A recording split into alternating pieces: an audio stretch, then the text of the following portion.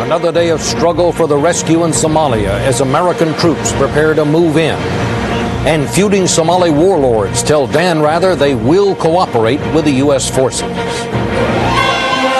This is the CBS Evening News.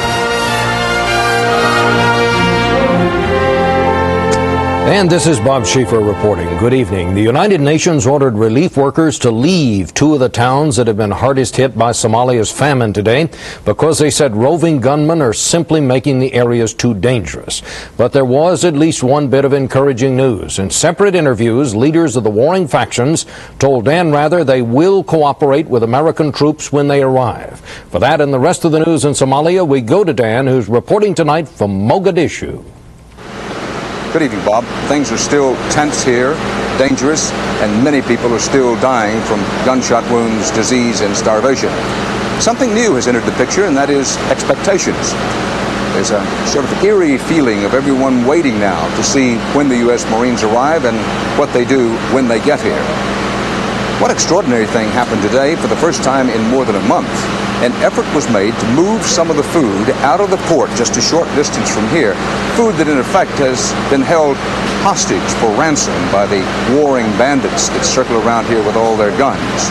It turns out that today's effort to move that food out and get it to some starving people was frustrating and only partially successful.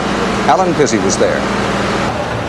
It started on schedule, porters heaving sacks of American sorghum and other relief aid onto ancient trucks in a warehouse as hot as a sauna. It took nearly a month of painful negotiation with rival warlords just to start moving a fraction of the 12,000 tons stuck here. Aid officials look to the Marines to speed things up. At the moment, we need to know when the Marines are coming in, and we need to know when the Marines are going to be effective on the ground, because Marines arriving here in Mogadishu, and perhaps going to the airport to secure the airport, doesn't mean to say that I have secure transport for the food going out. And there's a price to pay for every sack that moves, another reason for the Marines to take over. 2 truckloads of this food, 20 tons in all, will disappear at a checkpoint, a payoff to allow the convoy to cross the dividing line into a rival clan's territory, where aid workers fully expect it to be looted. An official from the faction that rules this part of Mogadishu demanded extra payment even before the convoy tried to cross his lines. He said it was for his soldiers. Someone has to pay them. Someone, it's not the bribe. Then the lack of security guarantees from gunmen where the grain was headed stalled the convoy inside the port.